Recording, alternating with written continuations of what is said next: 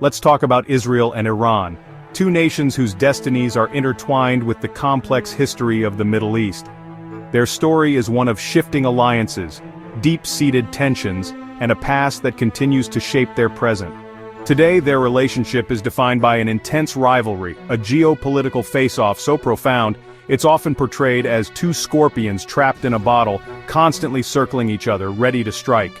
One nation, Iran, is pursuing nuclear ambitions, while the other, Israel, possesses the Iron Dome, a sophisticated missile defense system designed to protect its citizens from potential threats. But here's the twist in this complicated narrative. They weren't always adversaries. In fact, they used to be allies, genuine friends, sharing common interests and strategic goals. Yes, actual friends. To illustrate this dramatic shift, picture two kids at summer camp. Let's call them Izzy and Ira. They were teaming up against the perceived camp bully, a common foe represented by the powerful figure of Nasser, the champion of Arab nationalism.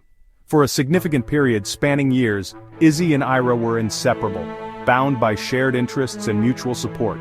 They became the poster children for unlikely friendships, demonstrating that even nations with different backgrounds and ideologies could find common ground.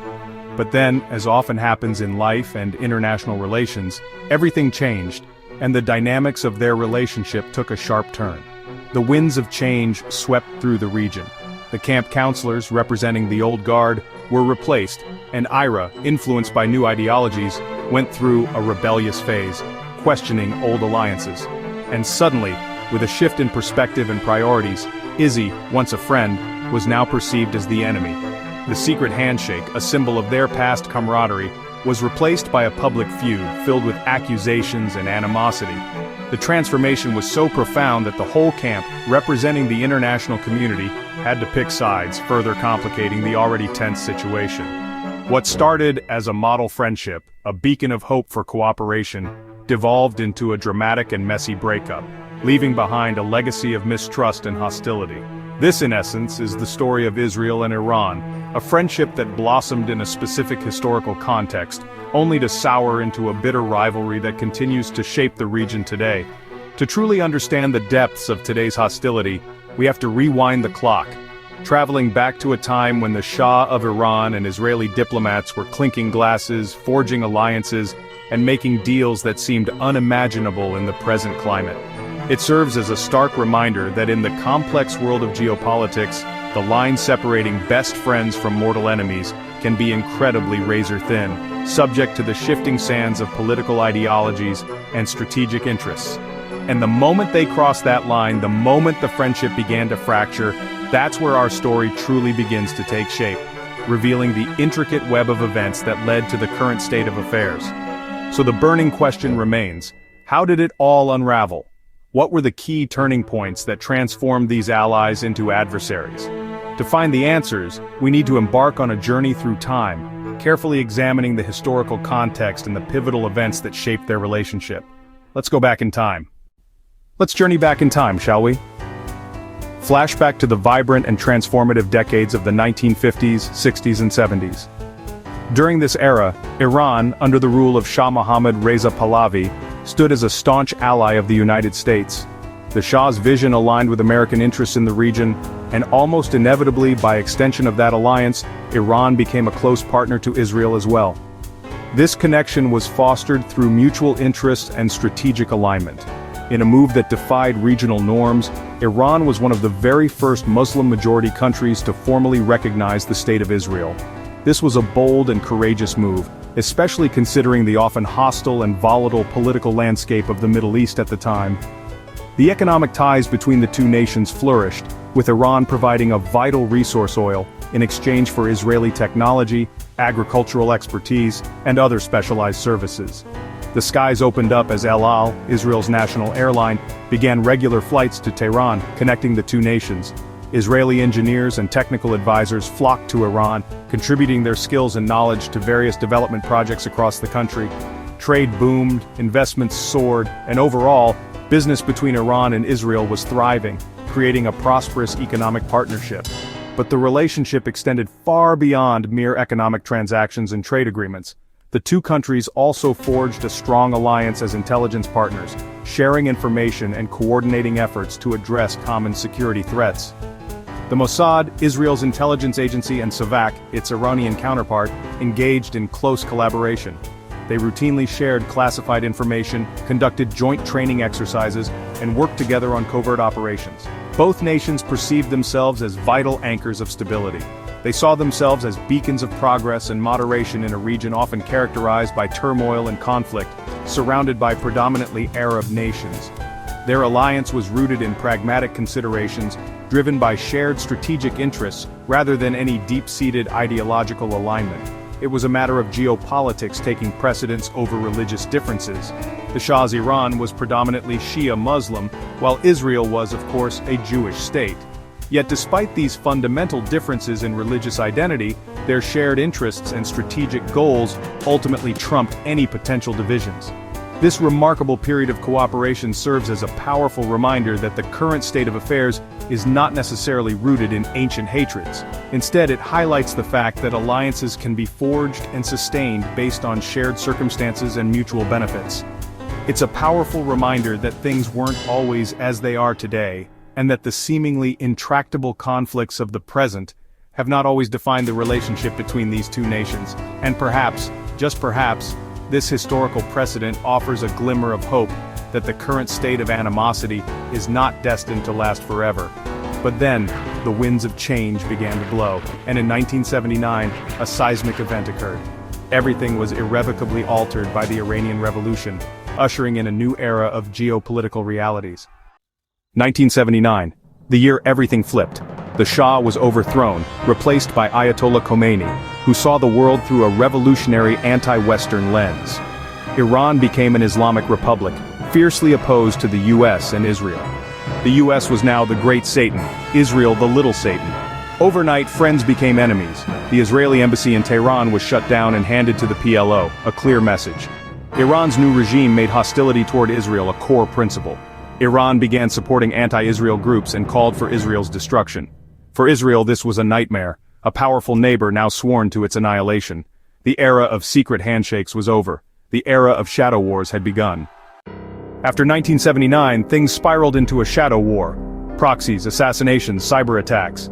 Oddly, during the Iran-Iraq War, Israel secretly sold weapons to Iran-Contra, but that was a rare exception. The main story? Iran created Hezbollah in Lebanon, its primary tool against Israel. Hezbollah became a powerful force on Israel's border, leading to decades of conflict and a major war in 2006. For Israel, Hezbollah is an existential threat. For Iran, it's a way to strike Israel without direct war. Then came the nuclear fears. Iran's secret nuclear program set off alarms. Israel, believed to have its own nukes, saw this as a red line. The result? Covert operations, assassinations of Iranian scientists, and cyber attacks like Stuxnet. Iran responded with attacks on Israeli targets worldwide. It's a relentless tit-for-tat, a cold war in the shadows, always threatening to explode. The region and the world hold their breath, so why can't they just talk it out? Why is peace so elusive? Because their differences run deep: politics, religion, and security. Israel is a messy democracy, a Jewish state allied with the West. Iran is a theocracy led by clerics hostile to the West. Their worldviews are fundamentally incompatible. Religion is weaponized. Iran's leaders frame Israel as a religious enemy, a Zionist entity to be erased. On the Israeli side, religious nationalism makes compromise difficult. Security fears drive everything. Israel sees Iran's proxies and nuclear ambitions as existential threats. Iran meanwhile feels encircled by US bases, a nuclear-armed Israel, and hostile Arab states. Both sides see themselves as acting defensively, both see the other as the aggressor. It's a perfect recipe for endless conflict. Neither side trusts the other, and every move is seen as a threat. The cycle continues, fueled by fear and ideology. But there's another player in this drama: the United States. The US isn't just a bystander observing from afar. It's a central character deeply embedded in the narrative. Its actions, policies, and decisions resonate throughout the region and beyond. For decades, America has been Israel's closest ally, a bond forged through shared values, strategic interests, and unwavering commitment. This alliance manifests in substantial military and diplomatic support, providing Israel with the resources and backing it needs to navigate a complex and often hostile environment. After the seismic shift of 1979, the US and Iran became bitter enemies, their relationship fractured by ideological differences, geopolitical ambitions, and mutual distrust.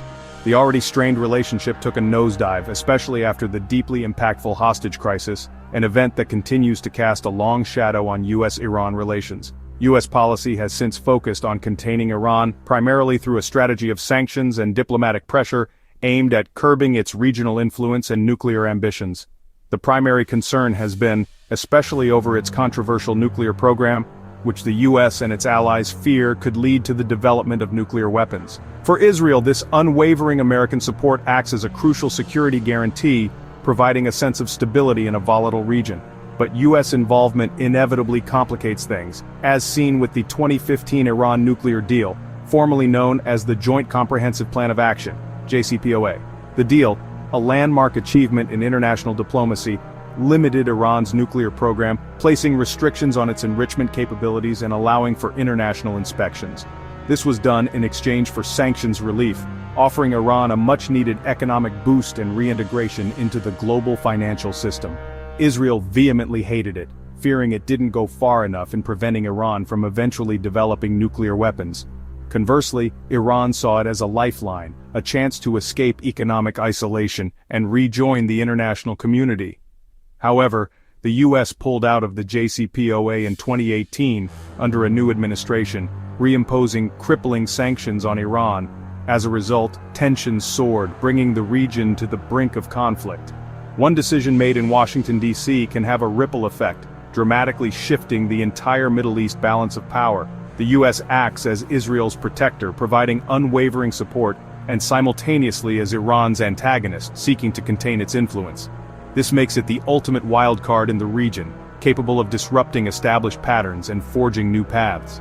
Its choices, whether deliberate or unintended, can easily bring the region closer to a devastating war. Conversely, with careful consideration and strategic diplomacy, it also holds the potential to guide the region towards a lasting peace. This complex triangle is undeniably toxic, fraught with risks and uncertainties, and the stakes involved are undeniably global. So, what does all of this mean for the rest of us, for the international community, and for the future of global stability? Why should you care? Because this rivalry shakes the world. Their proxy wars fuel instability, suffering, and refugee crises across the Middle East. The arms race makes the region even more dangerous. The global economy is at risk. Much of the world's oil passes through the Strait of Hormuz, which Iran could block in a crisis. A direct war could send oil prices and global chaos skyrocketing. So is there hope? Right now it looks bleak. The ideological divide is vast, mistrust is total, and hardliners rule both sides. But remember, this isn't an ancient feud. They were allies just decades ago. Change is possible, even if unlikely. A shift in leadership or strategy could alter the course.